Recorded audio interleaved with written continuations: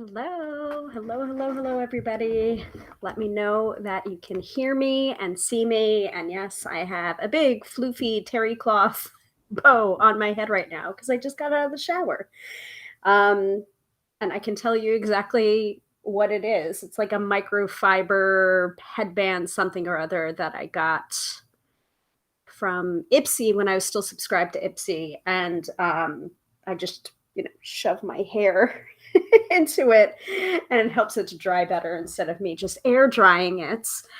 Um, but yeah, I'm cozy right now. It's raining out.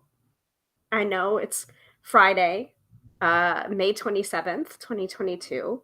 And I know that it's Memorial Day weekend here in the States. And I know that Memorial Day weekend is usually like the unofficial kickoff to summer and barbecuing and nice weather and swimming pools, perhaps. But it is rainy here right now. And I'm totally fine with it because rainy means cozy for me. My back was acting up. Um, it was due to rain almost all day, and I guess I have become lassie when it comes to that. And my back has started to act up, or my knees, or my joints. It's just like, oh, I feel rain coming on. So I hopped in the shower or hobbled to the shower, more like it, and let the hot water hit my back for a little while. So it's cozy time in Tarot by Hilary Land. I'm moving slow, folks. So hence terry cloth bow thing and no makeup. And yeah, but I'm here. That's the important thing. I am here and you are here. So let me go ahead and say hi to Sophia. Hello, welcome to the broadcast. It is nice to see you again. And let me pull up my information. I was going to go do a cute little overlay for the agenda tonight. And it was suggested by one of my regular viewers. And sometimes I get confused between who's who, between their handle, which is cute and descriptive, and their actual names that they use here. So please, if you're watching right now and you suggested tonight's episode topic, please come forward and claim credit. I'd appreciate it. I think I know who it is, but I don't want to misspeak. So Sophia is saying it's certainly almost summer. Already had to spray for spiders. Oh, I'm arachnophobic over here. I'm actually much better than it was. Yes, I thought so. I thought that was you, Sophia. Thank you very much for taking credit. Because we talked earlier on Instagram DMs, and yeah, I wanted to make sure it was you. Speaking of that, we have to talk about spammers and scammers again because last night someone messaged me over my private personal Book of Face messenger and asked me, is this you? And I said, it's not. And unfortunately, they had already sent money to a scammer thinking it was me. Which was very disheartening to hear. And I was very upset about it. I was literally out at a local restaurant where we were watching the hockey game. By the way, the Rangers are not my team. They're my husband's team. I'm a Devils fan. Devils did not make it anywhere near the playoffs this season. So more's the pity, but I'm not one of those Devils fans that like instantly and immediately hates the Rangers. I just hate the Rangers when my team is playing them. So but we were out watching the hockey game and I was scrolling through my phone and I saw that and my heart absolutely dropped and I was so upset and I, walked outside. I did 2 reels on the gram of Insta and, was working with this person to ask how much money. Not that like the amount of money is like not even the point. It's just the principle of it. Like, I just felt entirely disgusted. And I actually went back to the episode that I did on scammers, spammers, and charlatans, or spammers, scammers, and charlatans. I can't remember the order, but we did do a full episode on that particular topic and how to be a discerning customer, no matter what it is that you're buying, whether it's a service, whether it's a tarot reading, whether it's working with someone who's installing drywall for you. You always want to be an intelligent consumer and be careful and do your research and make sure you know the person that you're sending money to. And unfortunately, this person did part with some of their money, and I basically worked with them and told them, listen, if you can't get your money, like, dispute the charge. If you can't get your money back, like, I'll do that reading for you. I mean, I feel personally responsible in some way, and also very irritated because, like, there's really nothing I can do about it, but somebody used my name to scam someone. It's awful, you know? And no, I'm not, yeah, skip that. No, no, no. Nice. Nice that someone ripped somebody else off. Go away. Or nice that I'm, making up for it. I'm not sure what your comment means, but you know, anyway, I don't want to take up too much of the space because I do want to keep it to a tight hour. I know I say that every single time, and then we usually go into a marathon session of talking for 3 hours, but I really can't do that tonight, and I really don't have the capacity to do that tonight. So that being said, I'm assuming that we are broadcasting to the tube of you and the book of face, and I will give my introductions, tell you a little bit about this live stream and why we do it and when we do it and what the point of it is, and then we will go into the astrology from Teresa Reed, aka the Tarot Lady, go into the topic of tonight's episode, and then end off with the weekend forecast. If that sounds good to you, please go ahead and say yay in the comments, and we'll get started. So first of all, hello and welcome. My name is Hilary. I am a professional tarot reader, demystifying the mystical and putting you in touch with the most beautiful of gifts, your own intuition. Because yes, my friends, do not argue with me. You have intuition. I firmly believe that everybody has intuition. And speaking of intuition and what I was talking about a little bit before, use your intuition. If it sounds fishy, if it sounds wrong, if it sounds too good to be true, when someone's contacting you and saying grand rising, beloved, or dear, or honey, or sweetheart, or baby cakes, and it doesn't sound like me, it's because it's probably not me. And it is a scammer trying to take your hard-earned money. Most legitimate tarot readers and psychics and metaphysical professionals are not dropping into your DMs and soliciting you to buy a reading. There is a difference between solicitation and marketing, and authentic marketing, and marketing from the heart. And what you're watching right now is a part of my marketing from the heart, is teaching a topic that's related to my field, and then putting my information below and telling you how you can work with me. And tarotbyhilary.com is the only place that you can book a reading with me. Accept no substitutes. Don't send money to a PayPal account, which has a completely different and unrelated name. That, like, please be discerning, use your intuition. That's all I'm saying. Anyway, so Bridget is here. Hello, Bridget. Thanks. I'm so glad that you were able to make it tonight.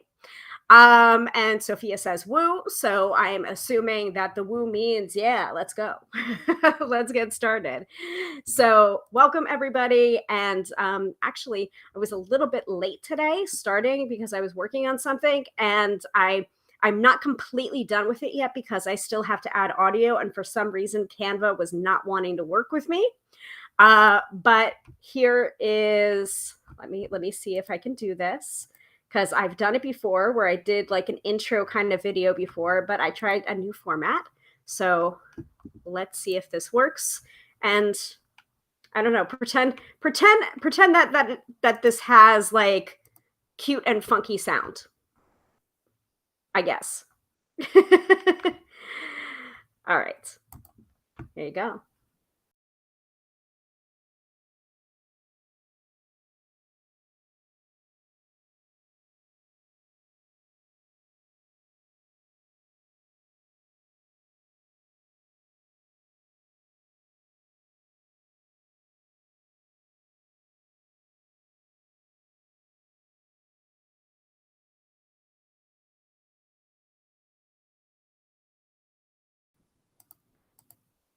What do you think? Do you think that was cute? Can you hear me? I hope people can hear me after that. Sometimes it gets a little bit weird if I show something without sound or with sound and then put myself back onto sound. Also, I got a pop up saying, "Hey, your audience won't be able to hear you if you took your camera away." I'm just like, I know. I'm showing something else. So everyone can hear me and see me. What did you think of the intro? All right. I think you guys can hear me and see me now. Sophia says adorable. Okay, cool. So just imagine some cute little peppy music associated with that. And that I did in Canva.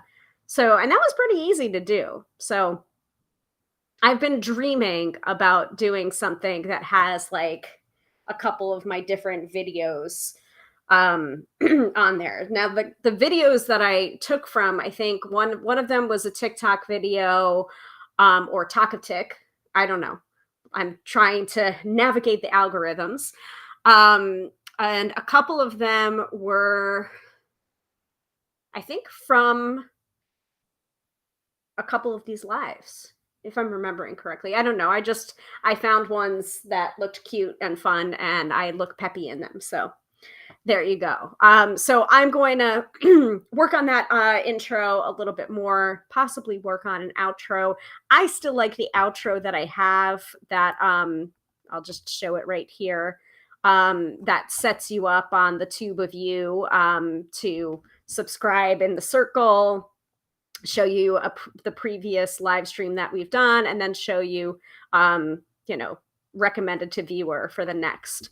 So trying to use some of these features on Be Live that really work and make me look cool and professional. Sophia says Canva is still wizardry to me. Hey, maybe I should do an episode on that, on working with Canva in such a way that doesn't feel like complete jargon or wizardry or astrobabble, as the case may be. So let me find one of my overlays that show quickly our order of events. Oh, this one says April. All right, you working? Come on. Here we go. So it's not April, mind you. But this is basically the order of events for most of the episodes that I do. And by the way, I do these episodes every Friday night at 6:30 p.m. Eastern Standard Time, unless otherwise noted. For example, the end of April, I was away in Vegas completing my certification for the Gala Darling Gala Darling method, which is tapping or EFT, the emotional freedom technique certification. So I was away for a couple of weeks, and then the week after I got back was the Beltane celebration at Palaya Winery. So I went to do that. So it's just like back-to-back weekends, Fridays, where I was away. And also, I was just can't remember the other reasons that I didn't broadcast. But last week's episode, we revisited the emotional freedom technique and how you can use tarot. to personalize your emotional freedom technique EFT tappings. And there is an example tapping that you can follow along with at the end of that episode in lieu of the weekend forecast. In fact, we pulled the weekend forecast tarot card, and then I took a look at it, and we talked a little bit in the chat, and I interacted with some of you that were here on live broadcast, because yes, I do all of these live. I completely am awkward now when I have to do pre-recorded videos, because I feed off of the energy of an audience. I don't know, like a true extrovert or a true Aries, who knows? But I'm very uncomfortable now with doing pre-recorded versus live. It's weird. It's strange. So what was I saying? Yeah. So last week we did the revisiting of the EFT tapping and tarot for last week's episode. And this week's episode, obviously it's not April, but we do, for all episodes, we do the astrology at the top of the episode. Then we move into the topic at hand. Tonight's episode was suggested by Sophia, and it's the top 5 tarot decks that I'm currently working with right now. By the way, this list is subject to change because I'm sure the top 5 tarot decks that I'm working with currently are not going to remain the top 5 tarot decks. I have a lot of tarot decks. Can't help myself. And then we wrap up with the weekend forecast, which is usually a tarot card, an oracle card, or even an affirmation card to take you into the weekend and leave you prepared, not scared.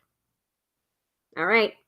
I know that we've already gotten a woo from Sophia on let's go. So let us address the yes, exactly. Top 5 decks of this 5 minutes. That's correct. Exactly. As soon as you suggested the topic, I just started laughing, and I was just like, I'll go with it. But then I'm just like, how am I even going to narrow it down? And I really didn't look today. I'm just flying off the cuff and talking about the first 5 tarot decks that come to mind right now. Probably one of them is going to be the Radiant Rider-Waite-Smith or a variation on it, because that's usually my workhorse deck, and that has been my main tarot deck that I use with clients for a number of years now. I don't know what it is about it, but Radiant Rider-Waite-Stiff, Radiant Rider-Waite-Smith, and that's another live stream entirely, is usually the one that I work with the most, or that I gravitate towards with working with clients. Spoken like a true magpie, Sophia. My favorite is always the one that hasn't arrived yet. Yep. Samesies. All right, well, this is a very cute overlay that is not actually accurate right now, and I don't have time to update it right now. So what's this one? Oh, they're going to have overlays coming soon for sports and something else and something else. Interesting. Sorry, not overlays, themes. Interesting. Very interesting. All right. Let's see if I can put my logo at the top, which I can. And let's take the overlay off. Got some floating overlays in here, and we also have some, Starseas overlays. Actually, let's put this one up. I've been missing that one. Ooh. That's quite large, isn't it? That's even larger. Jeez. Actually, go with this one. That's kind of cool. Okay. Enough dicking around. Let us not continue to do that. Okay. Oh, wait. Wait. That completely blocks me out. Oh, hold on.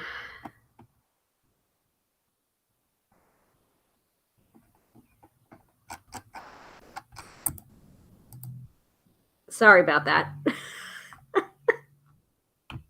I didn't cut the hole into it. Never mind. It doesn't have to be pretty or perfect. It just has to get done, right? All right. Let me display this here and move into the Astro-Weather from Teresa Reed, aka the Tarot Lady. And I'm going to go ahead and display the logo for her Astrobiz Digest, which is lovely, and the links should be popping up wherever you're watching from, so that you can purchase a subscription of your own. So the Astrobiz Digest is a yearly subscription where you get astrology straight to your email inbox, and she goes over the astrology for the month, for the week. She tells you all about the transit. She also gives you the real astrobabble, but then also explains it in layman's terms so that you're prepared, not scared, so that you can understand how the astrology personally affects you. And it is mostly geared towards entrepreneurs and business owners, but I have found it incredibly helpful in planning of my personal life as well. So, without further ado, here's the astrology for like the overall transits that are going on for this week. And then also I give you the astrology from the Astrobiz Digest for Friday, Saturday, and Sunday. No more than that, no less than that, because I don't want to give away too much, because then that wouldn't be fair to Teresa. If you're interested, if you like what you're hearing, please, I would encourage you to subscribe to the Astrobiz Digest. And honestly, $99 for a year's long subscription, it works out to, I think, like $2 a week, I think. Like, it's like ridiculously inexpensive for the amount of stuff that you're getting. So I would highly recommend it. All right. Let me pull up my email inbox so that I can read from it. I wish I had my lip balm close to hand. My lips are feeling very dry right now.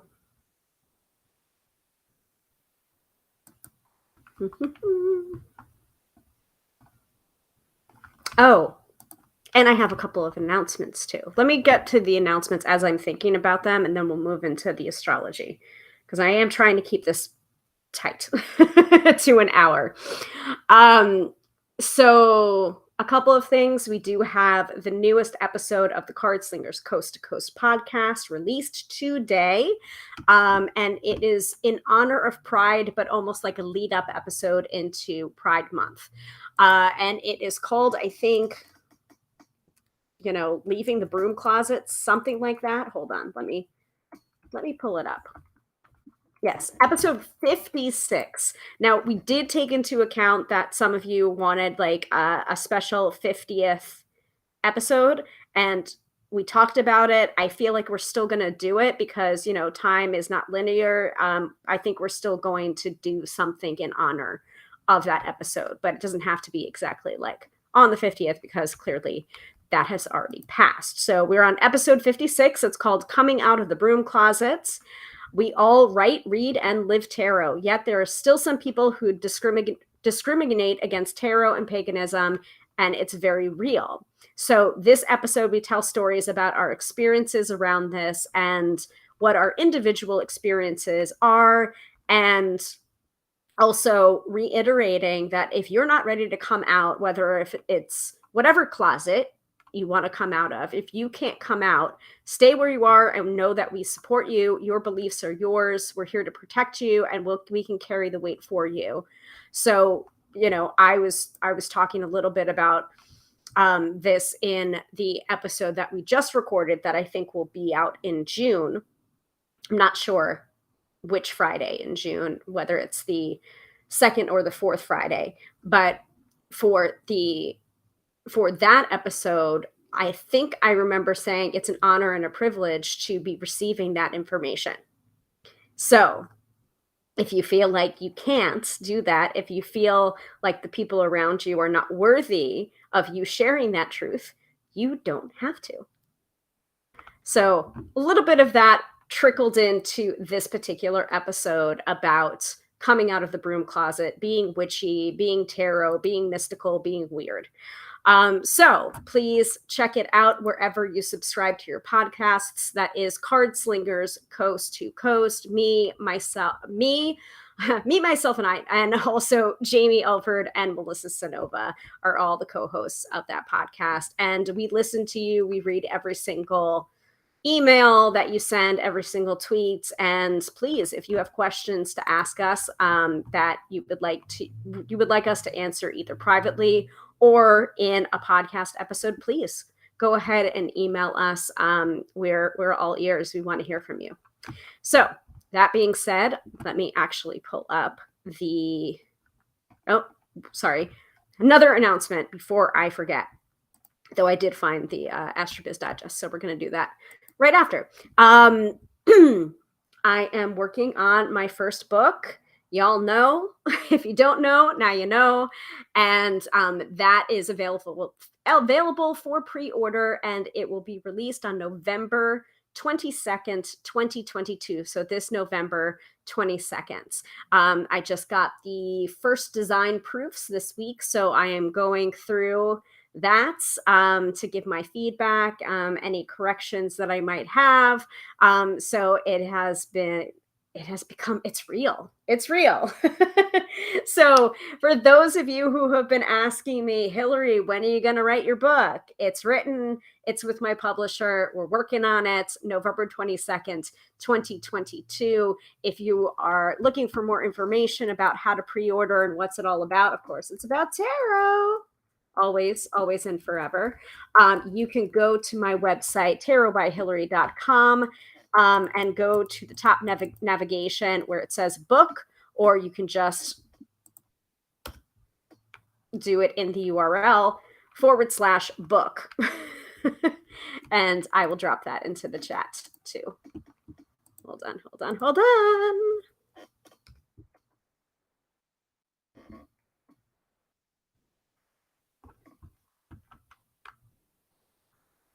So it's in there. It's propagating. Hold on.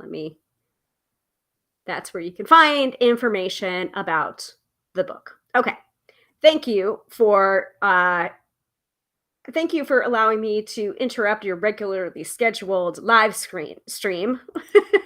And let us continue on with the Astro-Biz Digest that you can purchase here. Not Tarot by Hilary, thetarotlady.com /Astro-Biz Digest, except no substitutes. All right. Anyway, astrology. That's why you're here, right? Okay. So Mercury is still in retrograde, folks. Mercury remains in retrograde until June 3rd, I believe. And we also have a couple of other transits to tell you. So yeah, hold on. Let me pull up that. Okay, cool. All right. Excitement begins when Mars stomps into Aries on the 24th. So that happened a couple days ago. Because Mars rules Aries, you can be sure the vibe will be high and tight. You've got a few great weeks to hit your goals, launch new things, and be defiantly ambitious. So you know what to do. Get out there and slay like a wild ram. Mars in Aries is also perfect for decision-making on a moment's notice and taking the lead in any situation. No more waiting for a green light. You are the green light. Mars remains in Aries until July 5th. So yeah, for the next month. Yeah, that's pretty good. Especially if you are already natal Mars in Aries, like, damn, you're going to be getting a lot of stuff done. And I can say this because I do have my natal Mars in Aries. I'm triple Aries. Sun sign Aries, Venus in Aries, and Mars in Aries. So don't mess with me. All right, the second transit you should be aware of. Venus will be hanging out in gentle Taurus on the 28th. So that's tomorrow. Once again, we've got a planet sitting pretty in the sign that it rules. So it's happy as a goddess on a clamshell. This transit is all about pampering your fave clients, taking extra good care of your community, investing in your biz, and making time for self-care too. If you biff anything, you can smooth out those rough edges. When it comes to marketing, Venus and Taurus wants luxury and art. Don't cheap out now. Make everything you put out there as beautiful as your budget allows. And Venus remains in Taurus until June 22nd. So that's pretty good. The only downside we have is that Mercury is still in retrograde until June 3rd. So it's ending soon. It'll be going direct soon, but it's still there. That transit is still affecting us. All right. Any questions before we move into the specifics of today, Friday, May 27th, and through the weekend? Let me know in the chat.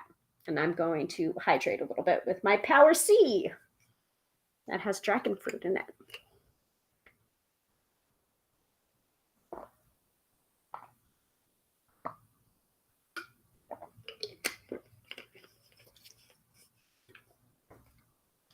Okay, let's keep going.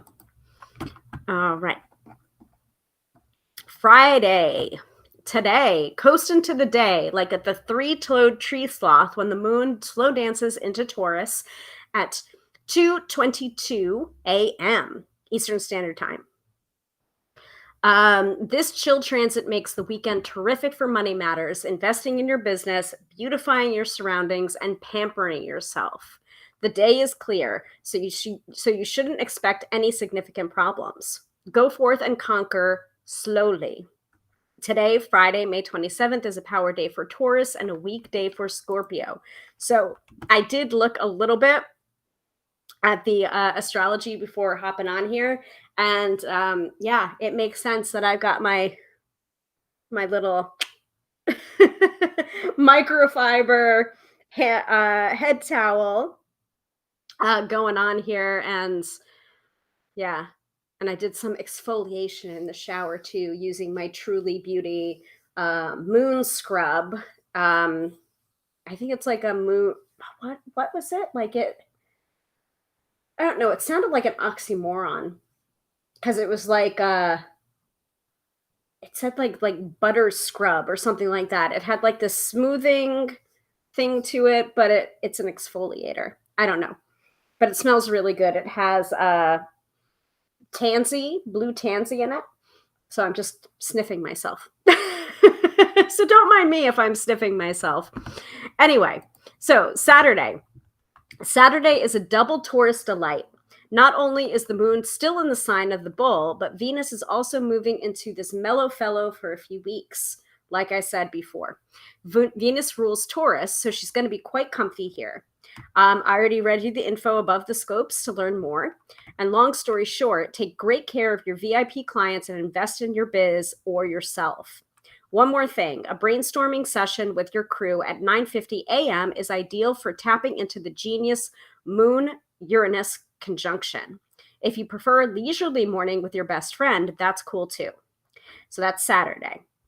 Sunday is full of energy and pep thanks to the Mars-Jupiter conjunction, which keeps things moving at warp speed all day. It's fantastic for travel, broadcasting, and loud PR campaigns. Pop off a newsletter or clever social media meme at 7:15 a.m. when the moon aligns with Mercury. Dial everything back for a few hours when the moon stations void at 10:11 a.m. Afternoon brunch with your posse is better than working, always. Words come easy when the moon hoofs it into talkative Gemini at 1:23 p.m. The rest of the day and Monday are super duper for writing, meetings, idea generating conversations, and dealing with that inbox once and for all. The evening could be dynamite for networking with the moon forming happy angles to Jupiter and Mars beginning at 8:12 p.m. Rub a few elbows and you may impress the right people. If you're hosting an event, expect a happy ending. Actually, I am over live stream, but not a public one. Both days are power days for Taurus and weekdays for Scorpio. So any questions? I saw that Sophia was saying all good before we tackled Saturday and Sunday. But I do like to open up the floor for any questions that you might have on days other than Friday, Saturday, and Sunday. Like if your Tuesday was a little bit weird, and you want to see maybe there was an astrological component to it, please feel free to ask me in the chat before we move on to tonight's topic, which is the 5 top tarot decks that I am jazzed about right now. So I'll give that a minute or so. Let me find my timer widget.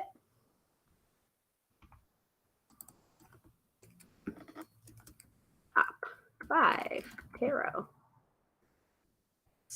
in a minute. And I just recently found out that I could move this thing around. I had no idea. Mm-hmm. Very cute. All right, I am going to hydrate in case people have any questions.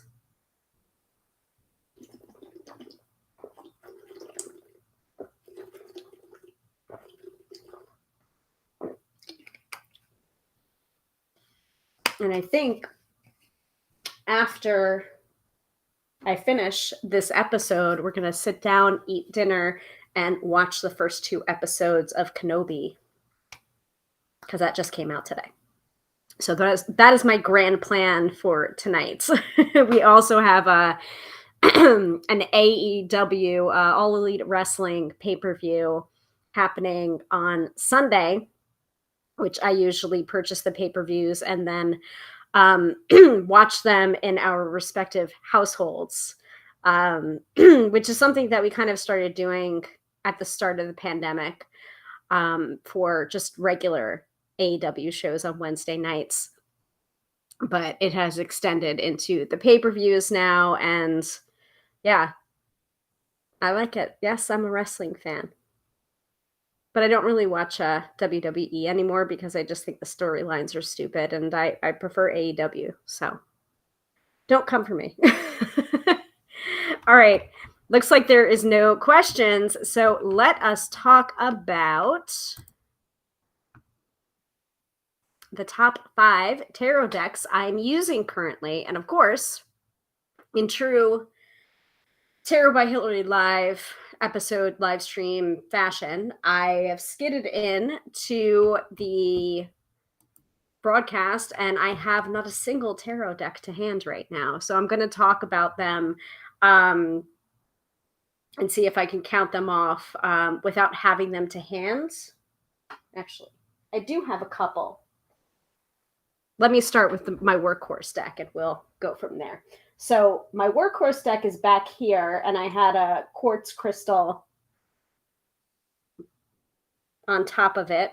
This I think I got from Teresa Reed, but it was a specific crystal store that she frequents, and I am at a loss for the name of the crystal store. I feel like it starts with an A, and it's absolutely escaping me right now. If I think of it, I'll let you guys know. But I had this nice crystal points sitting on top of my workhorse deck, and my workhorse deck, and it has been for quite a number of years now, is the Radiant Rider-Waite-Smith tarot deck. It is, you can get it through US Game Systems. That is the publisher.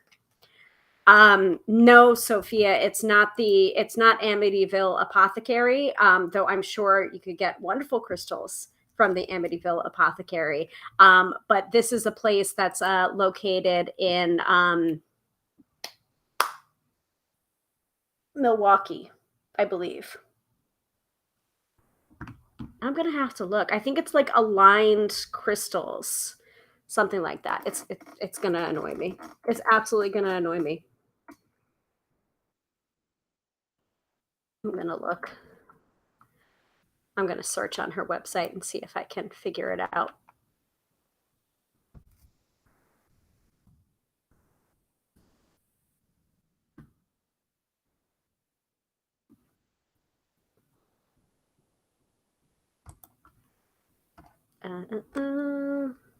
Oh, no, it's not. It doesn't start with an A. Thank goodness. I knew I would find it. It's Free Spirit Crystals. And let me see if I can pull it up. Yep, Free Spirit Crystals in Butler, Wisconsin.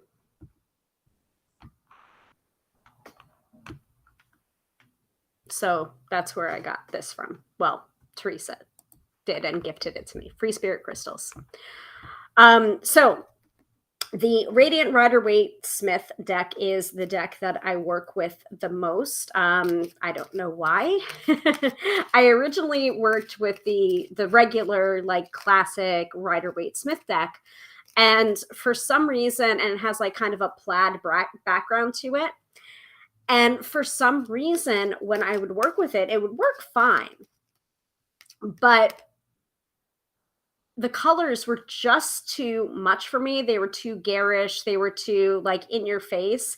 And I don't know why. It was like almost distracting instead of helpful.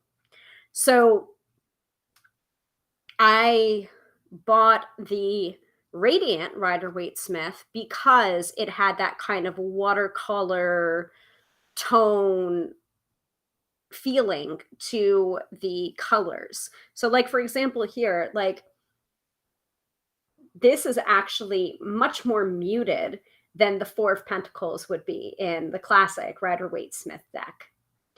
You can't really tell it here because my light is really bright right now. Hold on a second. I'm going to switch it to be a little bit kinder, please.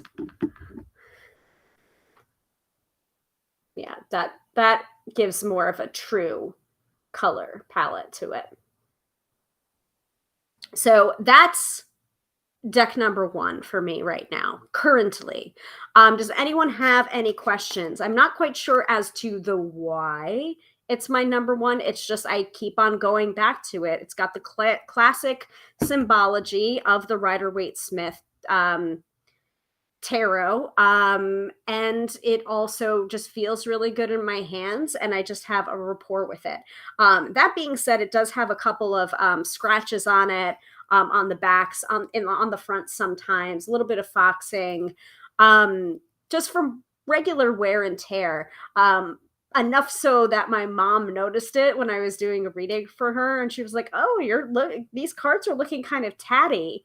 And then they went and they hit on me the next time I needed them for a client. So I was just like, "I didn't say this about you, cards. My mother said this about you. Like, this is not funny. Please appear." And like 2 seconds later, they appeared like right in front of me. I'm like, "Okay, I'm nice. I will be nice to you. My mom was the one that was not nice to you. Don't take it out on me." So Sophia is saying you'll love the 1909 restoration deck that's on. Oh, hold on. My common assistant was being a little overzealous there. It's an exact replica of the original printing and much more muted. I'll have to be on the lookout for that, Sophia. And Sophia is also saying that's just well loved. I agree. So number 1, Radiant Rider-Waite Smith. That means I have to give you 4 more. Okay. So the next deck that I wanted to talk about, because I did, I feel like I want to go and grab the deck though. So I'm going to go and grab the deck. So you're going to have to look at my, my bookshelf right now. Actually, it's not in any particular order. I will go with this one next. So I have been using, for the deck of the month, for the card of the day polls, I have been using Rachel True's True Heart Intuitive Tarot. This is the guidebook that I'm holding in my hand. We also did an unboxing video of this particular deck, or first impressions, basically, literally unboxing it, looking through it. So if you're interested in that, don't go look now, but after the broadcast is done, please feel free to go through the video library of all of these live streams that we've done.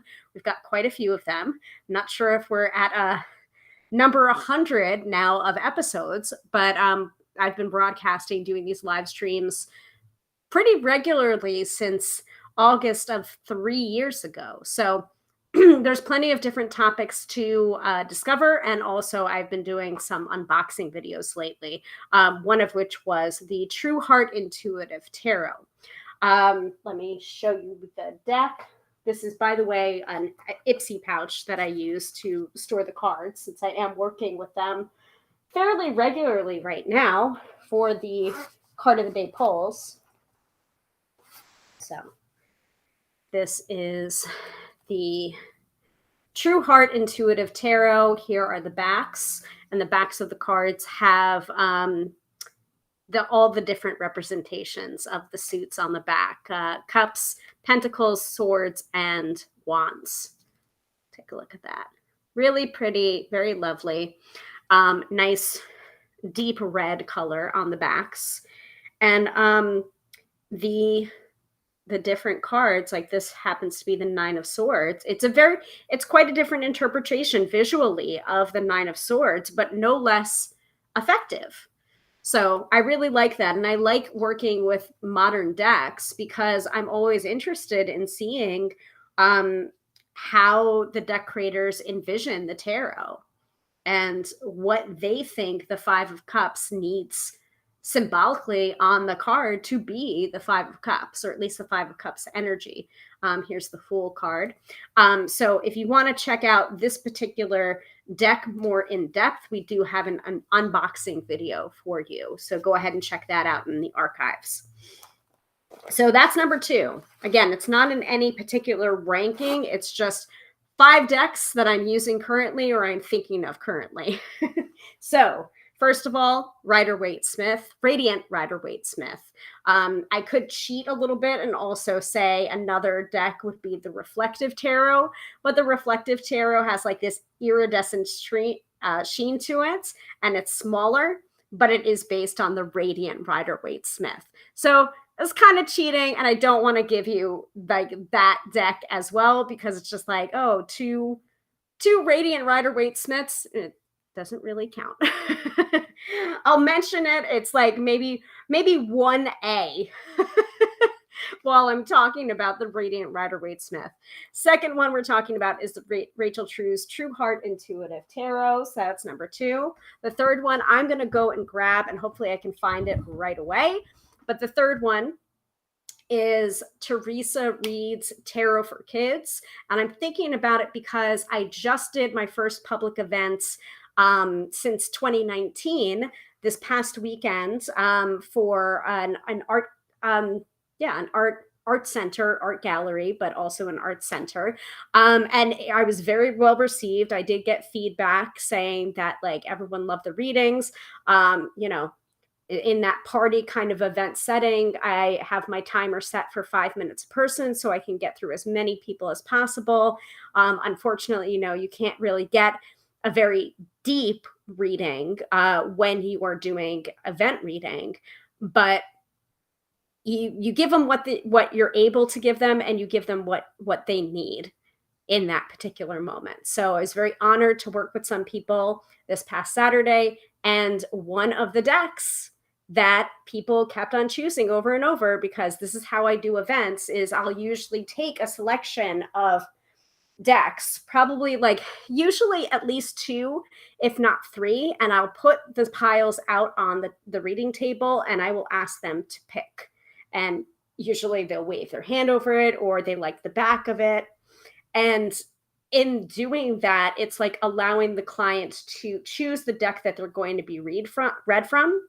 But also, it's very interesting when I give readings using a deck that they selected, the symbology that is usually very, very pertinent to them and very powerful for them and answers the question that they're asking very well, is usually not the traditional symbology that appears on a tarot card.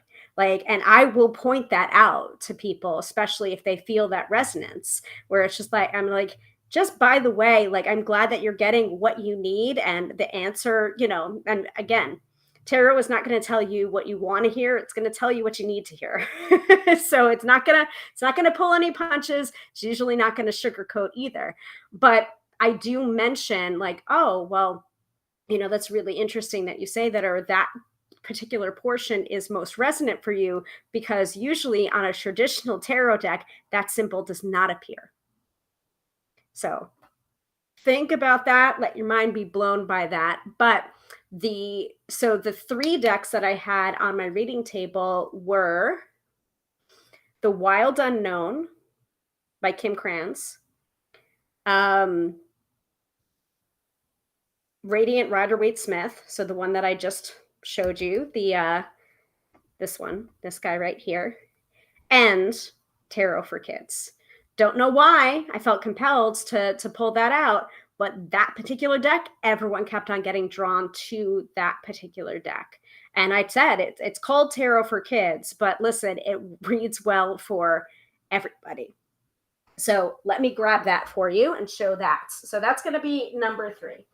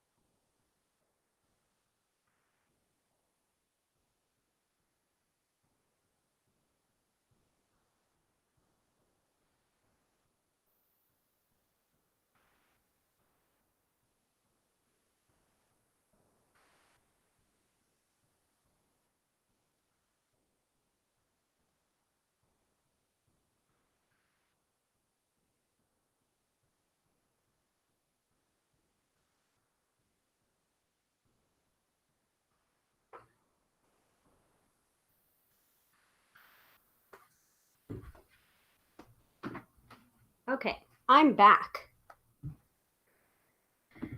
Oh, good. Talk amongst yourselves. So Sophia says Kim's new alchemy deck looks like it's going to be amazing. I agree. My magpie nature wants, but at the same time, there's a couple of things that I need to save for. So I'm trying to not, completely give into my magpie nature. Of course, I'm saying that as I'm grabbing some more decks that I have. With a pile of tarot decks in my hands. But I figured, might as well go and grab the things that I wanted to discuss. So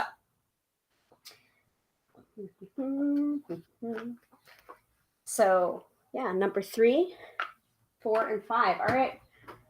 And this is not to malign any of the other deck creators that I haven't mentioned here. Like, I have a lot of tarot decks, and actually, one of the people that I graduated from the Gala Darling EFT certification, she contacted me, and she was just like, "Hey, listen, I have a bunch of tarot decks. I'm not using them. Would you, I'm going to send you some photos, and would you like to take them off my hands?" I'm like, yes, please. But at the same time, I'm like, oh, like, do I need more tarot decks? But, the answer is always yes. I can't help it. So Adriana is saying hello and waving. So I will wave to you and say, hello, Adriana. Welcome to the broadcast. So thank you all for waiting for me. So this is Tarot for Kids, written by Teresa Reed and illustrated by Kaylee Whitman. So very sweet, very lovely. And so just to let you know or show you, I usually present these decks like this, like on the table, and people are just seeing the backs of the cards. I put them face down on the table in the different piles, and I'll say, like, if you want to know what this deck is called, that's fine. But usually I will ask them to feel out the energy, or, go where they're feeling, sight unseen. And they'll usually select a deck that really ends up giving them a great reading, and feels like the illustrations are things that they can understand, they can work with, that it's not too jarring. I mean, of course, some tarot cards are meant to be jarring. They are. They're meant to, like, the death card is not meant to be sweet and lovely and fluffy. Nor is the tower, nor is the devil card, because some of that imagery needs to be, very visceral in order to shake us up and wake us up. Shake us and wake us. Um, so, but this particular deck, Tarot for Kids, it is labeled as ages 8 and up, but the back of this deck, in the box here, it says tarot is a great resource for decision making, creative thinking, learning to trust your intuition, and so much more. Plus, it's a lot of fun. Kids will love learning to read tarot on their own or with their friends. And honestly, like, yes, it's geared towards kids. It is called Tarot for Kids. But, I was letting people know, hey, listen, just because this is called Tarot for Kids doesn't mean that this is not going to smack you upside the head if you need smacking upside the head. And they would just laugh. People would just laugh and be like, okay. And many of the people that sat down on my table had readings before or have experienced a tarot reading before. And some people hadn't. And that was fine and okay, and it's just like, and for the people that hadn't, I would be very kind and be like, well, thank you for allowing me the honor of giving you your first tarot reading, and I'm not going to tell you something that you don't already know on some level. I have intuition, you have intuition, we all have intuition, and you all know this if you've been watching my live streams for any number of times or any number of episodes. I always start and end every episode with, you have intuition. I believe that everybody has intuition. Sophia says, I read a ton of Thoth or Thoth now, so it's always a struggle to find decks that are approachable for the non-witchy public. Well, there you go. Right here. Right here, Tarot for Kids. And yeah, like I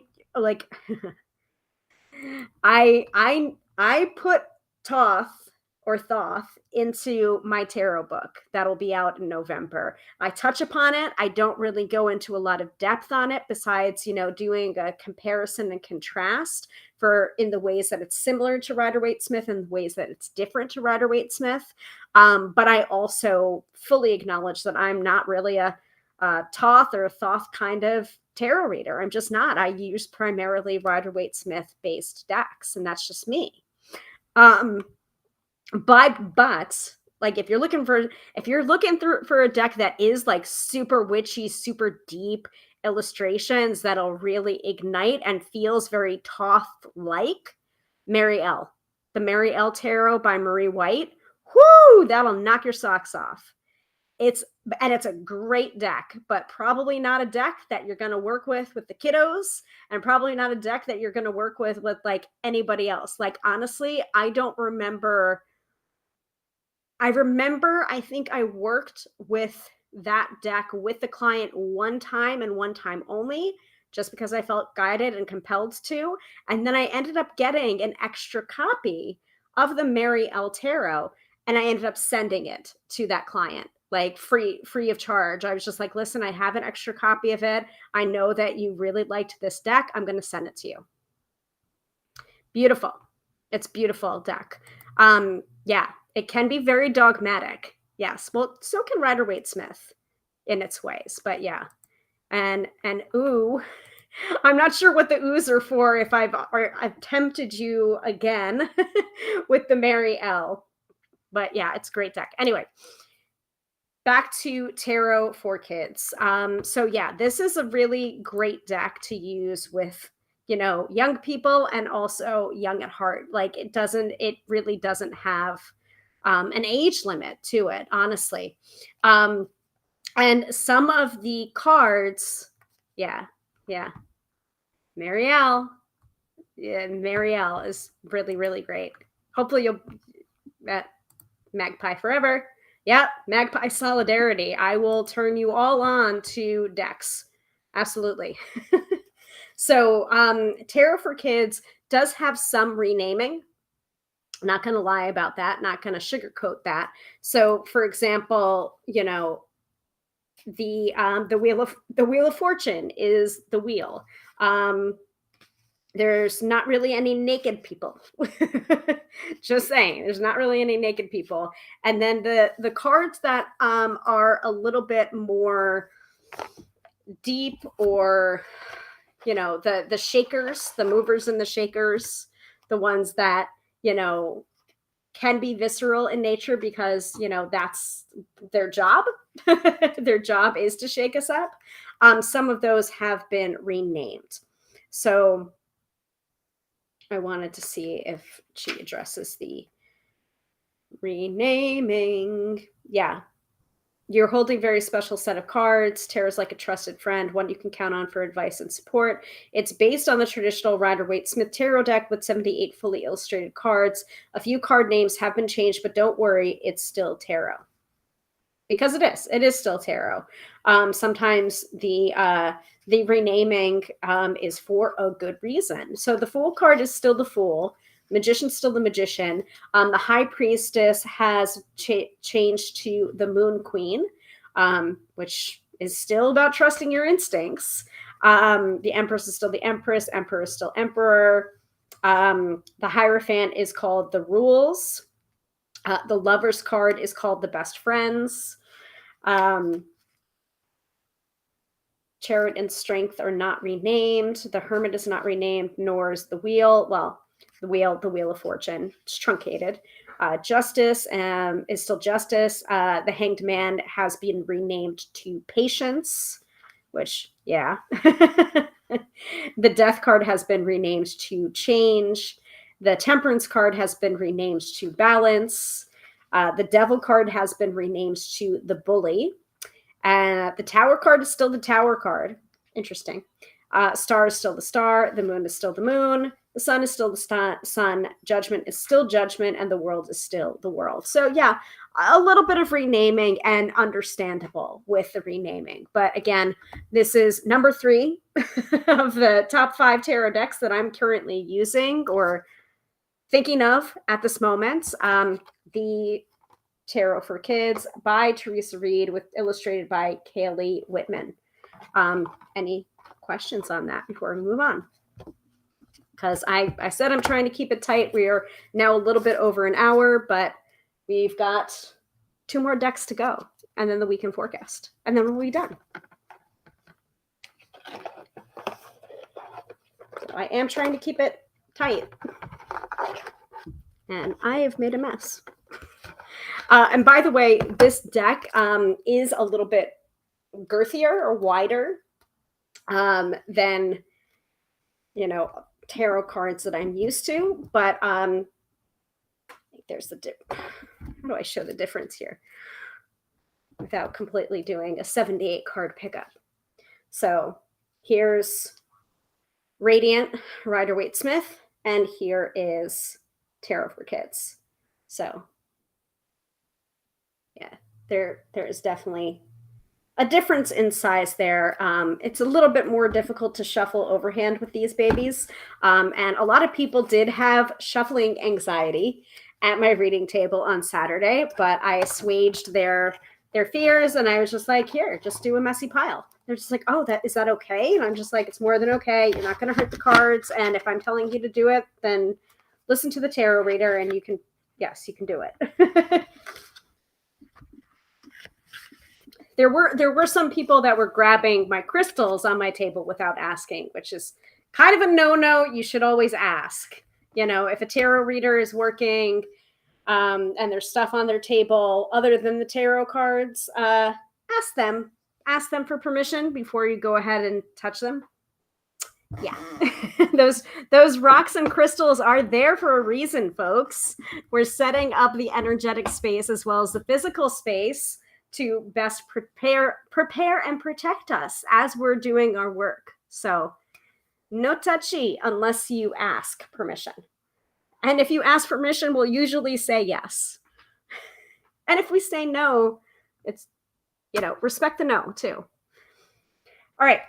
So number 1, Radiant, Rider-Waite-Smith. 1A, Reflective Tarot, based on Radiant Rider-Waite-Smith. Number 2, True Heart Intuitive Tarot by Rachel True. Number 3, Tarot for Kids. Number 4, speaking of, wrestling. Oh, and Sophia saying, major pet peeve, leave the big rock alone. Yes. Fortunately, I didn't bring like my large Mamba Jamba because, I was afraid of, it breaking on the way there. Also, you just have that feel like sometimes you just gotta be flexible and set the space in a way that is portable but also works. Like, did I want to bring my lab slab? Yes, I did want to bring my lab slab. However, this is like more of a me at home doing readings versus me on the go doing readings. You make adjustments, right? Also, that's in the book too. Your reading space. There's a chapter on it too. Okay. So speaking of AEW and wrestling, I know it's going to sound weird.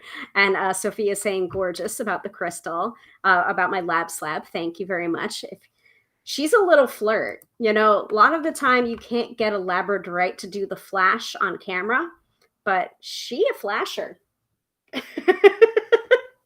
She really is. And also the labradorite that I usually wear around my neck that I got at Pathways in St. Louis, which is like a teardrop shape, and it's a blue flash labradorite.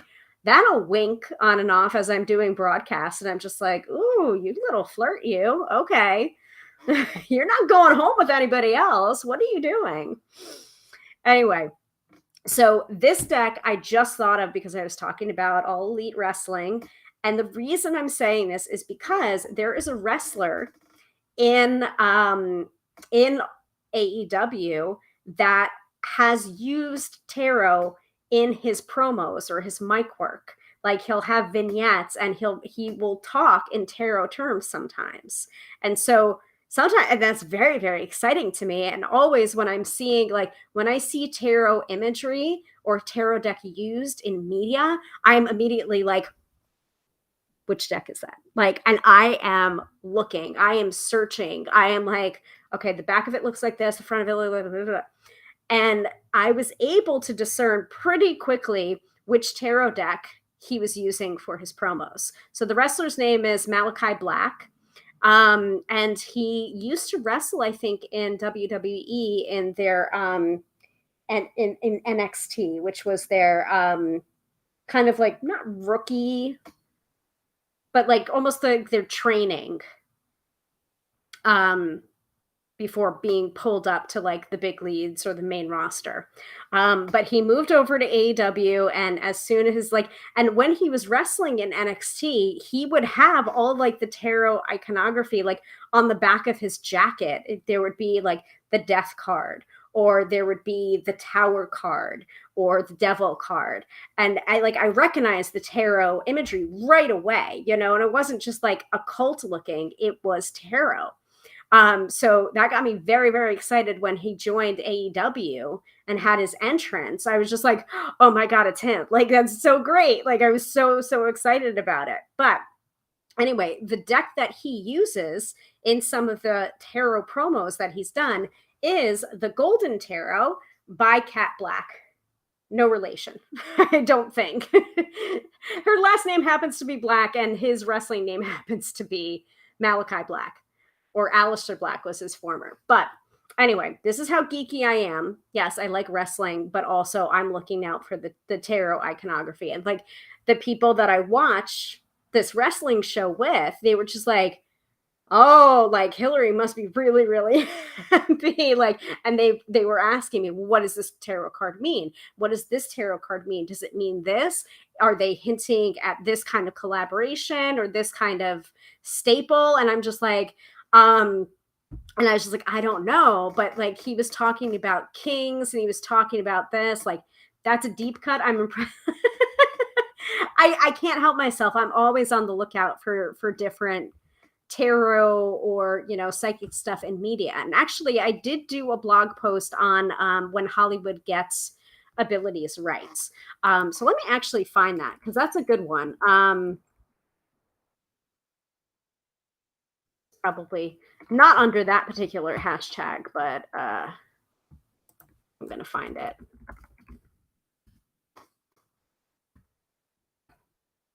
Yeah, when Hollywood gets psychic abilities right. So there's a couple of them. I cited Hereafter, which was a movie with Matt Damon in it as a psychic medium. The Gift. That's something that was recommended to me by Teresa, because she was just like, "Oh, you haven't seen it? Like, it's one of the best movies that I've seen that shows like what having psychic ability is like."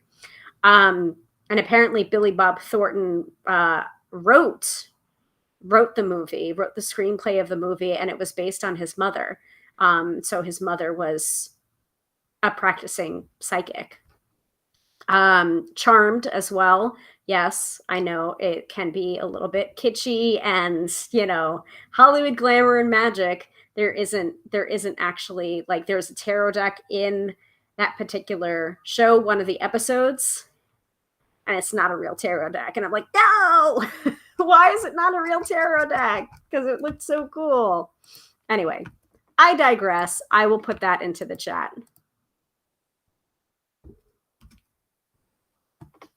Oh, Katie is here. Sorry, I'm late. Hold on a second. Sorry, I'm late. New job sleeping. That is totally fine, Katie. You can catch up on the replay. It's completely fine. And Katie loved The Gift. Yeah, it is a little. Some parts were a little bit too much for me. Like, some parts were really like a little too gory. I'm not gonna like spoil it or anything, but like some parts were like a little like, but some parts were very accurate with like how they were. Annie, the psychic, was like receiving her visions. It's just like, yeah, I've had moments like that. Yeah, not quite as gory, not quite as visceral, but I could certainly relate to that. So yeah, I've dropped that into the chat if you want to check out that particular article that I wrote about when Hollywood gets psychic abilities right. So yeah, number 4, Golden Tarot by Cat Black. Because Malachi Black uses these particular cards in his promos. And I was able to recognize it pretty quickly, mostly because it's a very distinct looking deck. And I'll show you why. So the back of the deck has this kind of pattern to it. It's golden. Obviously, the name of the tarot is the Golden Tarot. It has the gold foil on the side. Very luxurious looking. And then the cards themselves are sourced. So this is a stunning compilation of tarot collages from artwork of the late Middle Ages and early Renaissance. The poignant images evoke a feeling of gentle beauty and human frailty while remaining true to the tradition of the Rider-Waite symbolism. And this is also produced by US Games, by the way. So yeah, you've got a couple of different medieval and Renaissance paintings going on within one tarot card to formulate the tarot iconography that is associated with each and every card.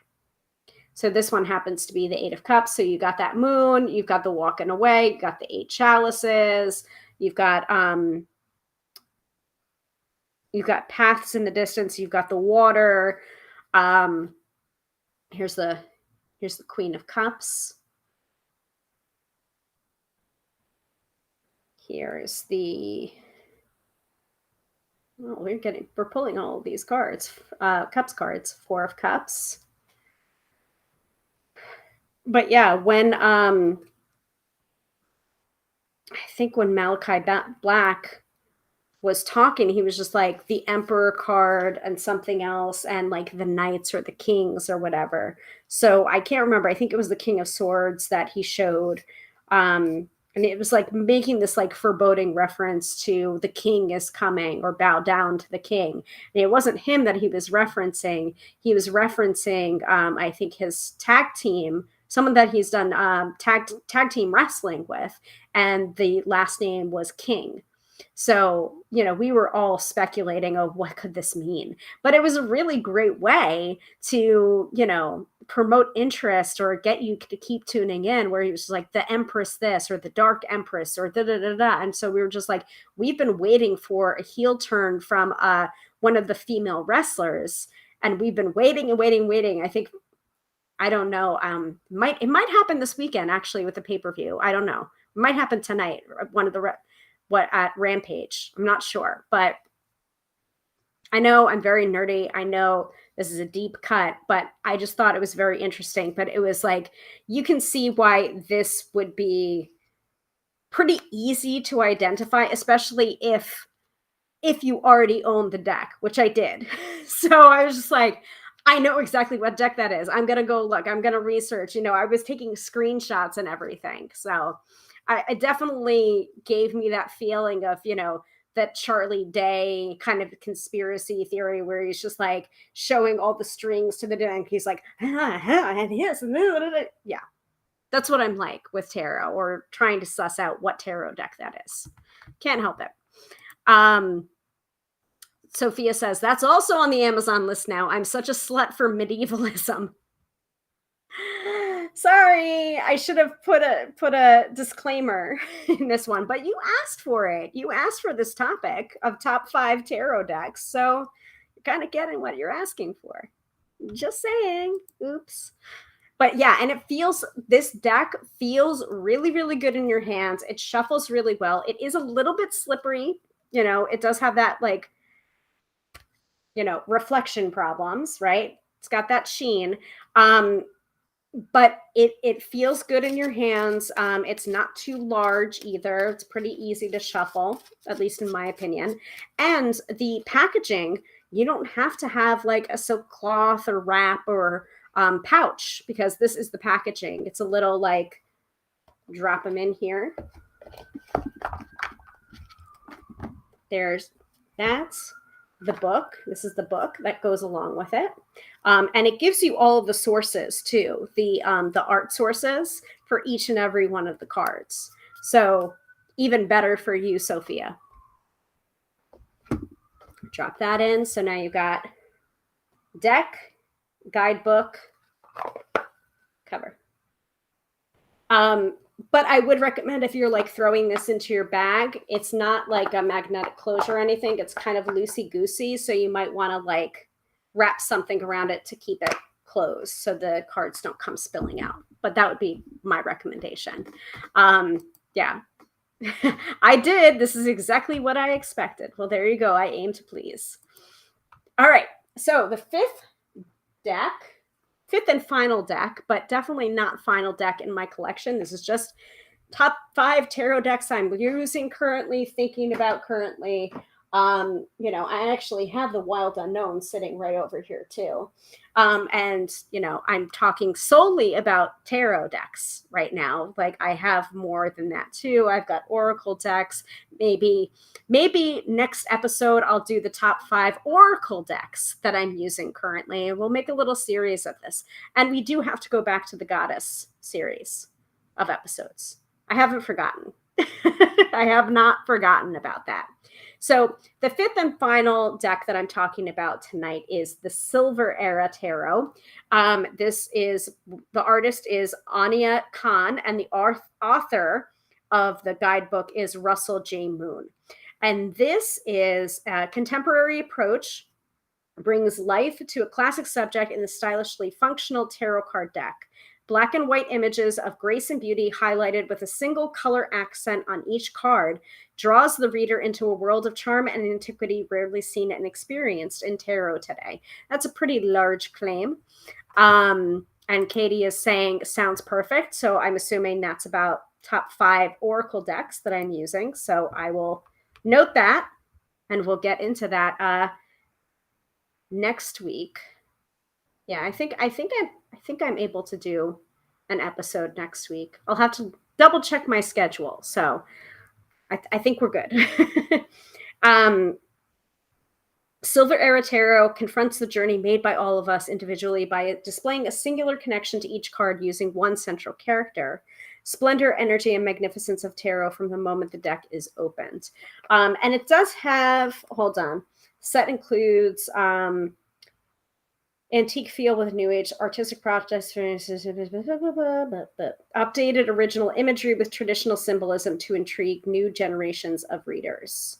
And I believe that Anya Khan, I'm not sure if she does digital photograph touch-ups. I don't know. Like, I'm not sure, because these are very realistic, this particular deck. And this is by Schiffer Publishing. And I want to cite Schiffer as a publisher that makes fantastic packaging for their tarot decks. You do not need a separate cloth or bag for a Schiffer tarot deck or a Schiffer Oracle deck. Mostly, my experience of Schiffer decks have been great packaging, great packaging, and also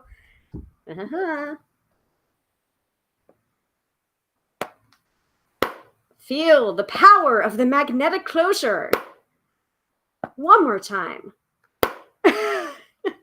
Everybody loves a magnetic closure. So Silver Era Tarot has black and white and gray, but then it has this beautiful pop of color in each and every card. So, for example, the World card has a soft blue on the bird. The Hermit card has soft yellow in the lantern. And then the rest of the card is black and white. Eight of Wands, I've never noticed this before, actually, but the Eight of Wands has a pop of purple on the roses that are on the wands. The Hanged Man looks like there is green in the shirt, but a very light, like pale green. The Page of Cups has the blue water. And I could go through every single card in this deck. I mean, it's a very, very beautiful deck. The 10 of Pentacles, the focus on the color is on the 10 Pentacles. They're green.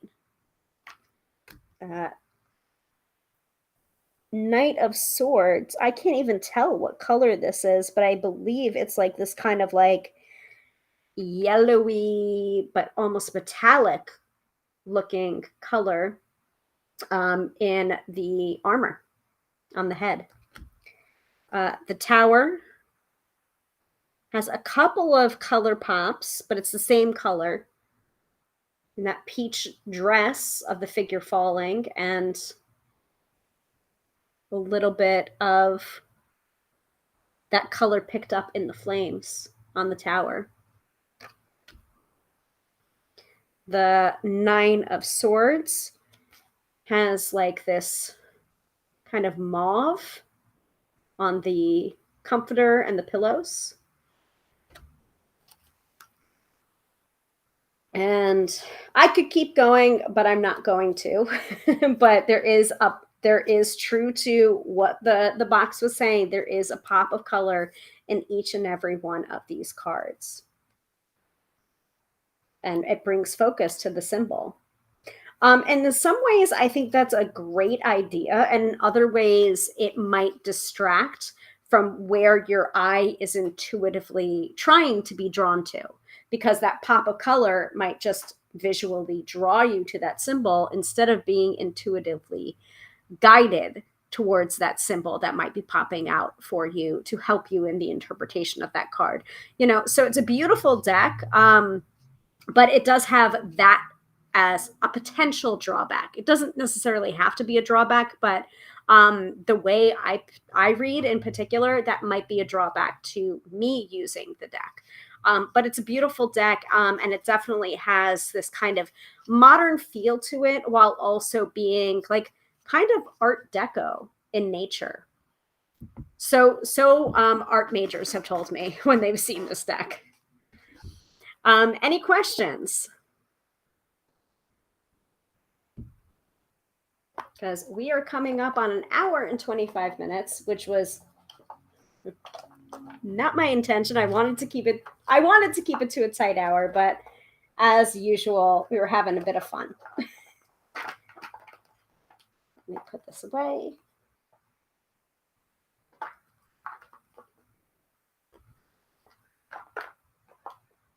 So Katie is saying, yes, please, those two topics. All right, so next week we're going to talk about top 5 Oracle decks that I'm using currently. And I will have a little bit more time in coming up with that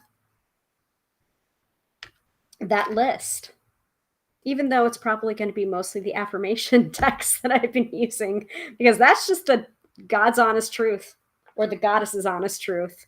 I've been using a lot of affirmation decks lately in lieu of Oracle decks. I mean, they are a form of Oracle deck. At least I think it's a form of Oracle deck. Yeah, so any questions before we move on to the weekend forecast and wrap things up tonight? Let me know.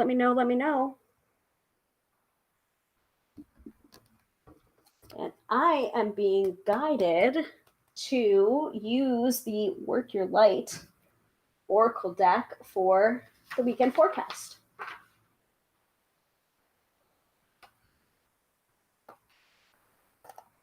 Yes, exactly.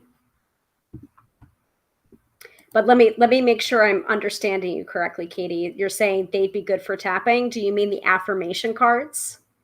Because I agree. If you're meaning the affirmation cards. Yeah, I've been thinking about it. I've actually been doing a little bit of that too. I tap every single day. I pull a tarot card every single day. Whether I post it or not is a different story. I did not post the card of the day today because I'm just flipping angry about spammers. And yeah, you weren't here at the beginning of the episode, but you know, someone I know did get ripped off by someone in my name, and I'm not happy about it. So yeah. So I was talking a little bit about that, but that's part of the reason why I didn't post a card of the day today. I'm just real upset about it, and I'm going to have to tap on it, but also I'm going to have to take steps. And I don't want to ruin it for everybody else, but at the same time, I got to really think about whether or not I want to be offering card of the day and like giving these spammers ammunition to take from me and pass off as their own and cheat people out of money. So Zuri says, hi, Hilary and fam. Hi, Zuri. Welcome. We're just about to do the weekend forecast. I'm so glad that you made it. Katie said, I saw your reels. Yeah. And from my reels, I hope you all can tell how pissed off I really was. Like literally, I was out enjoying the Rangers game and, you know, trying to support my husband and his hockey team, and, you know, having a little bit of dinner and a glass of wine and, you know, just chilling out. And then I found that out with is this you? Because I sent money, and I'm like, oh, damn it. So yeah, that was fun. That was fun to have to deal with yesterday. So Sophia says, I've been tapping every day since that session I had with you. Loving it. Yes, that's what I want to hear. And I hope it's still resonating for you. If it's not resonating with you, or no longer resonating with you, and you're ready to tackle something else and you need the help of an EFT practitioner, you know where to find me. I have options available for both tarot sessions and for tapping sessions now, tarotbyhilary.com. And I would love to walk people through a tapping session. I am charging for it now since I did graduate from my certification. But yeah, And I thank everyone that volunteered to be guinea pigs while I was practicing, while I was in the middle of my certification. Really, really appreciate it. I'm so glad. I'm so glad it's working for you. Um, yeah. Katie is saying hi to Zuri and also noticed my fuming anger. Yeah. Yeah. I think it was pretty easy to pick up on. I was just like, oh, no. Ugh. And hellos going around. Yeah. Thank you so much, Sophia. There's no one I would rather work with. It was amazing. Awesome. That makes me so happy. Thank you very much. Yeah.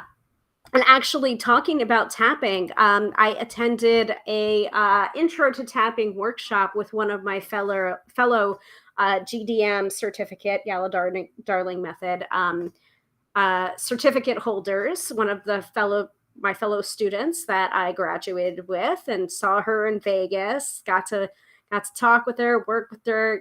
Amy. And she did an intro to tapping workshop this morning. And actually did a tapping at the end of it. Someone volunteered to like work through, anxiety about, the gun violence that's been happening in the United States, about the fact that she has kids and she's traveling and she's worried that she can't protect them, and talking about anxiety and safety, and in a perfect world we can't control anything anyway. um it was people tapped along with that, and I modified accordingly. But yeah, it was really, really good. Moved to tears. And if you cry during a tapping session, it's a good tapping session. Cries, yawns, eyes watering, burps, hiccuping, uh farts. I mean, you name it, they're all releases that can come with a tapping session, much like massage therapy. So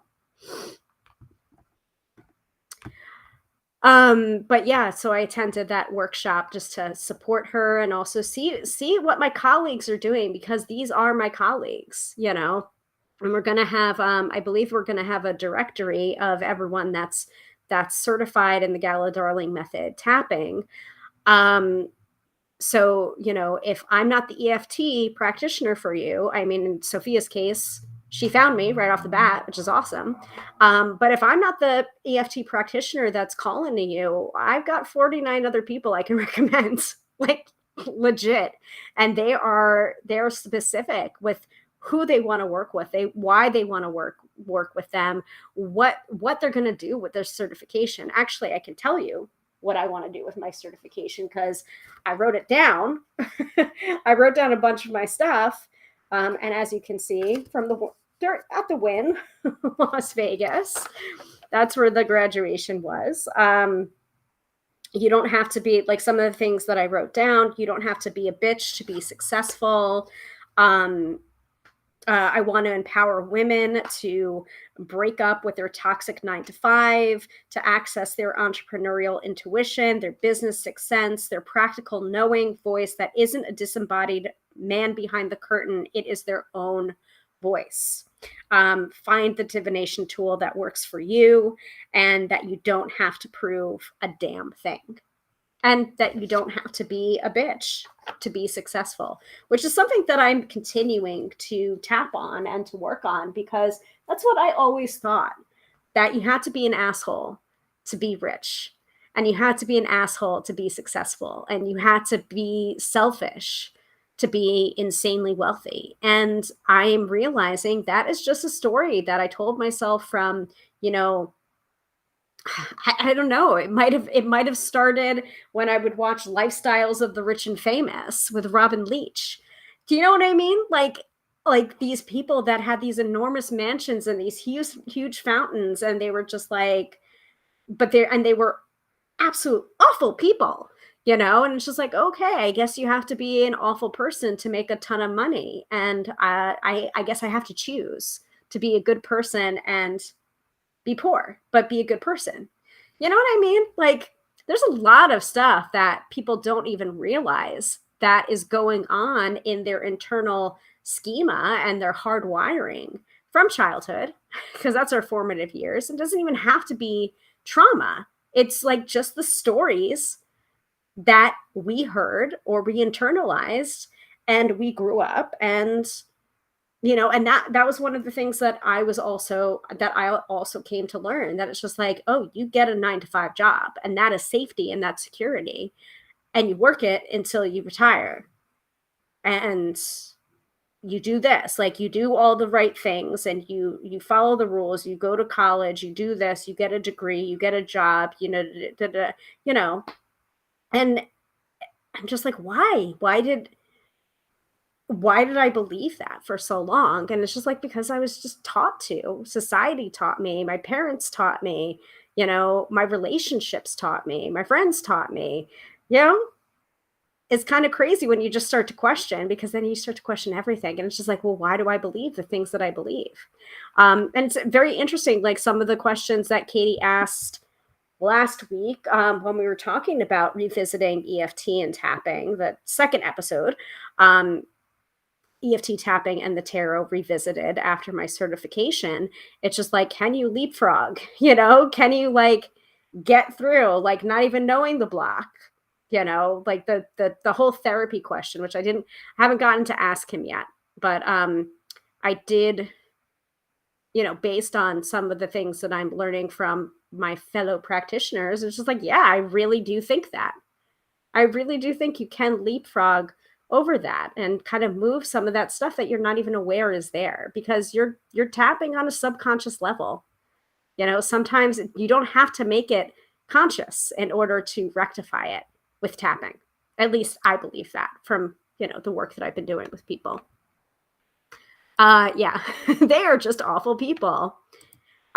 They get away with it because they had power over others because of their money. Yeah. And a lot of society believes that. Yeah, exactly. So Kelly is tuning in. Hello, Kelly. Welcome. Kelly's asking, can I ask a question?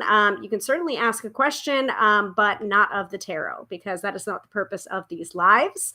But you can certainly book a reading with me, tarotbyhilary.com. If it's a generalized question about, what's it like being a tarot reader, or how do I book a reading with you, or whatever, you can certainly go ahead and ask. But we are heading into the weekend forecast. So if you're looking for a free reading, that is a free reading for the collective. So stay tuned within the next 5 minutes. Katie says, yes, leapfrog is best. Yeah, I really do think that. I really do think that tapping, you can leapfrog.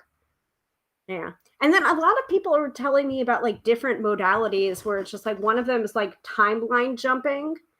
And I think it's more of like a manifestation technique of timeline jumping, or portaling was another term that I heard. And I'm just like, what is that about? Because someone told me about it, and they were just like, it really works, but like, you have to be prepared for it. And I'm like, all right, tell me more. And I haven't gotten a chance to actually hear the more about it. So just like, I have my own manifestation practices, and tapping is a part of that.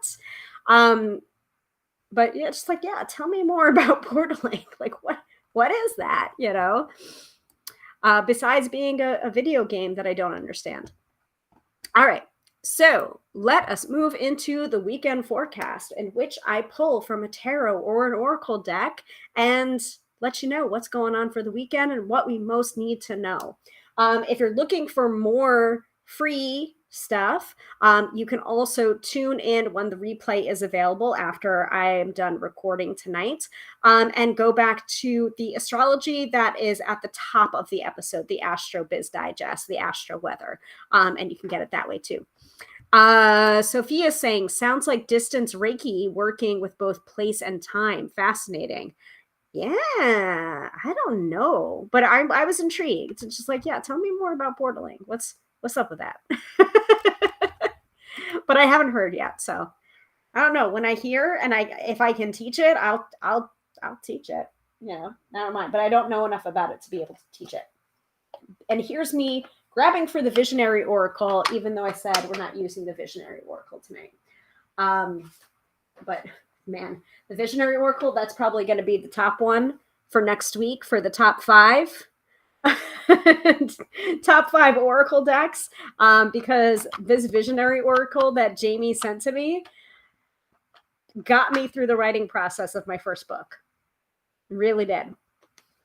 Because it's very much based on intuitive tool that can help you gain daily wisdom and insight into your creative challenges. And it was definitely a creative challenge writing that book, especially keeping to the word count. That was nuts. All right. Let us pull from the Work Your Light Oracle deck by Rebecca Campbell with artwork by Danielle Noel. By the way, Danielle Noel is also the artist behind the Star Child Tarot and the Moon Child Tarot. And I think she's coming out with another one. I'm not sure. She also did the Starseed Oracle in collaboration with Rebecca Campbell as well. There is a Rose Oracle that Rebecca Campbell came out with, but I think it's a different artist, and I still haven't been able to pick it up. I don't know if I told you guys about that story, but I went over to the bookstore a couple of months ago looking for the Rose Oracle, just feeling guided there, and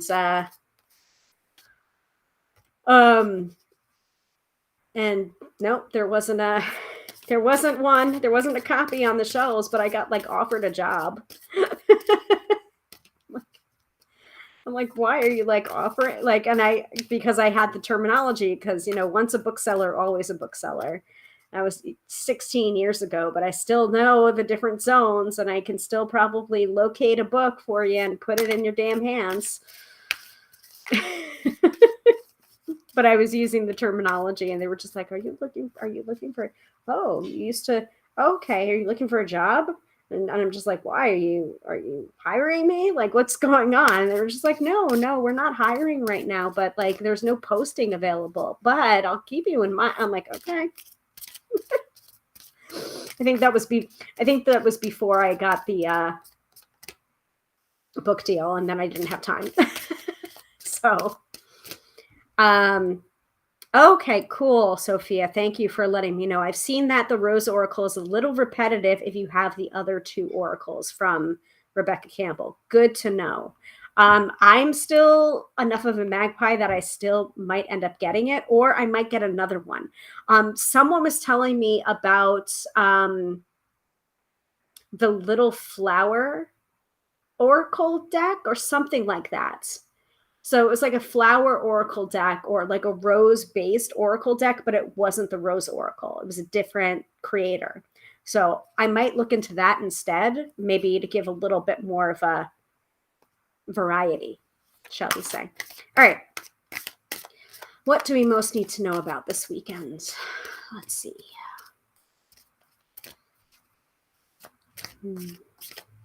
And by the way, I'm going to include Monday into this forecast, considering, in the US, Monday is a day off for a bunch of people. So what do we need to know for Saturday, Sunday, and Monday?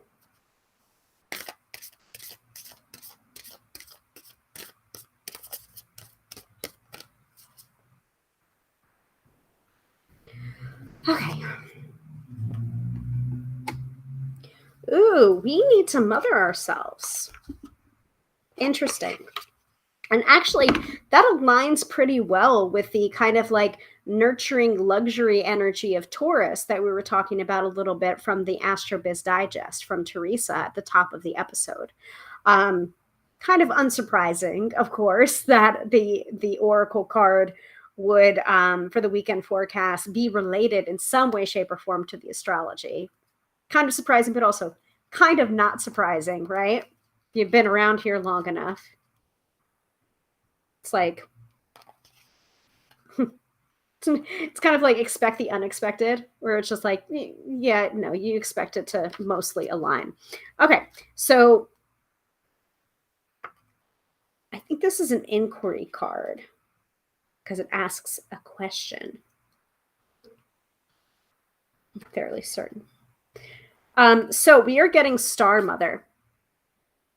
And here you go. Speaking of, talking about the Rose Oracle, there's a lot of roses. And even the backs of the Work Your Light Oracle card are like pink roses. So it's a lot of rose energy. It is. So we've got the Star Mother card.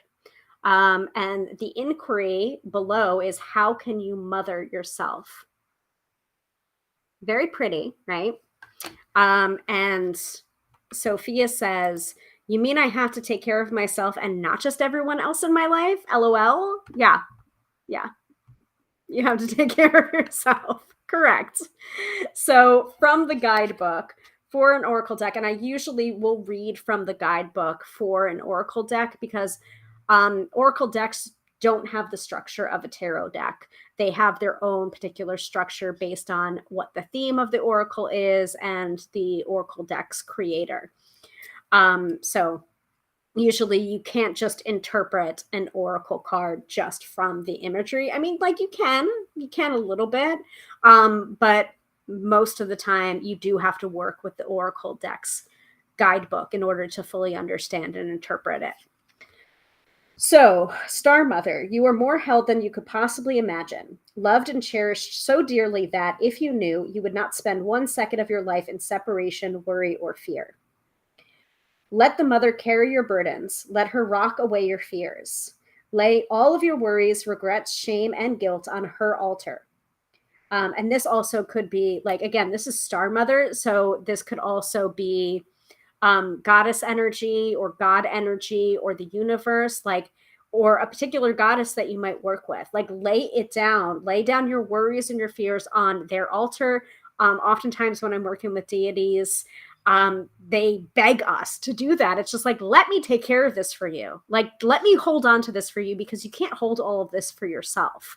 In fact, when I was in, I think it was for Imbolc this year, that I ran for the Coven, which was like a semi-private, semi-public event. It was just like by invitation only, because, you know, COVID's still out there, folks. I had someone tending a well and also giving messages. And that person is also dedicated to Bridget. And she basically said to me, you know, like, what is your containers? Like, find, like, the container will hold. And if you can't hold the container, let Bridget hold the container. So I'm thinking a lot about those messages in reading this particular card. Please, please, please, sweet child, do not fear. You are love in motion. If you allow it, you are already healed. Let her remind you of your goodness. Let her love away your fears. Your capacity to love and hold others is limited to your capacity to love and hold yourself. Ding, ding, ding. Be compassionate with your sweet body, mind, and soul. Treat yourself like the beautiful spirit that you truly are. Remind yourself that you are doing your best and try not to carry it all on your own. You have got this, and the mother has got you. Let her broad arms take away your burdens. Let her lift the weight of the world off of your shoulders. Forgive yourself, my dear sweet child of the earth. And that inquiry is, how can you mother yourself? Really matches up with that Taurus energy that we were talking about at the top of the episode, about not just luxury, but also comfort. Like, hello, this is the reason why I've got a freaking, you know, terry cloth bow of microfiber on my head for the entire episode, because I took a soothing shower. Like, like, self-care doesn't mean bubble baths, you know, and nurturing yourself doesn't mean getting a mani-pedi. It can be very basic self-soothing and nurturing. Like, even if you can't muster taking a shower or taking a bath, change your clothes. Change your PJs from your morning PJs to your night PJs. Do you know what I mean? Like, do something to nurture yourself. Oh, and Myra's here. Hi, Myra. It's so nice to see you too. That's the hardest. It is. It really, really is. Not easy to do. Sophia says, oh, crap. That sounds like my badass Irish goddess too. Time to study. Oh, who? Oh, do tell, Sophia. Hard to remember that you are not the mother. You are also the child. Yes, you're right, Myra. Katie says, light your favorite smelling candle. I was actually burning 2 candles today. Mm-hmm. Yep. And I love you too, Myra. I'm so glad that you were able to show up for tonight's episode, even if it was at the tail end. I'm not sure if you were here for the whole thing, but that's okay. That's the reason why we have replays. So, Star Mother, how can you mother yourself? Remember this card. Remember it for tomorrow, for Sunday, for Monday. Remember it every day, honestly. Really. Remember it every day. So that's from the Work Your Light Oracle deck by Rebecca Campbell with artwork by Danielle Noel. And yeah, like, okay, well, that came for us again. Unsurprising, right? Unsurprising. I knew it. I knew as soon as you said Irish goddess, I knew it was the Morrigan. Love with an iron fist. You damn right. Yep. Yep. Mm-hmm. And it's so funny where people work with the Morrigan are terrified of Bridget, and people that work with Bridget are terrified of the Morrigan for very similar reasons too. So it's very interesting. Yes, Sophia says I've been stalking Melissa's posts about her. Yeah. Yeah, the Morgan came for Melissa as well. Pretty darn hard. And I when I was in Ireland in 2012, I actually went to Cave of the Cats in County Roscommon, which is said to be the Morrigan's, like the Hellmouth, where the Morrigan enters the earth from. And yeah, yeah, she's very powerful, and yeah, yeah. I don't mess with the Morrigan, but sometimes she'll smack me around a little bit too. But it's mostly Bridget for me. um Yeah, I just feel like I don't know Bridget. I'm debating welcoming the Dagda in. Well, I can offer you a really great resource for Bridget. Courtney Weber's book on Bridget is fantastic, and some of the exercises and the meditations are very helpful in getting to know Bridget. And a lot of those meditations, guided meditations, and exercises, they were things that she tried out on her coven at the time, of which I was a member. So Bridget, and I think Courtney has a bunch of other books too. She does have a book on the Morrigan as well. So if you already have her Morrigan book and you kind of like her writing style, I would recommend picking up the one on Bridget and the one on Hecate. You know. Yes, yes. Good resources. Love Courtney Weber, and Irish Pagan School is a favorite too. Yes, excellent resources. You're on it. You're well on your way to learning about Bridget and the Dagda, if you're wanting to, if you're being guided to. All right. Well, once again, we're coming up on 2 hours. I said an hour, and it's more like 2 hours, but that's okay. So thank you all so much for tuning in for the top 5 tarot decks I'm using currently. I'm sure I will change my mind in another 5 minutes because I have a lot of tarot decks and I love them all. I can't help myself. Magpie over here. Just a reminder that we do these episodes every Friday night, 6:30 p.m. Eastern Standard Time. And if you would like to book a reading with me, you can do so at tarotbyhilary.com. That is Hilary with one L. Accept no substitutes, please. And if you are getting messages from me on Instagram, please be very wary. Look at the handle. Look at hold on a second. Let me see if I can find the clip that I made from the Spammers, Scammers, and Charlatans episode. I want to see if I can find that. Hold on a second. Because I want to play it before we leave here. Oh, no, I don't want to search all of the tube of you. I just want to search my page. And I know I have my dinner waiting for me, and I'm very, very excited about that.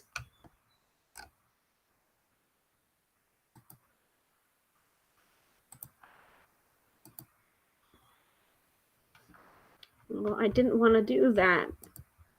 No, I don't want to create a clip. I want to share a clip. Discard. Yeah. Silly me. Anyway, there was like a nice sound bite that I had, and now I can't find where I put that clip. Oh well. So Katie's saying thank you, Hilary, and have a good long weekend, everybody. You're very, very welcome, and have a good long weekend to you too. Glad that you were able to sleep in. Totally fine. I know that your schedule is changing, but changing for a good reason. Celebrate that.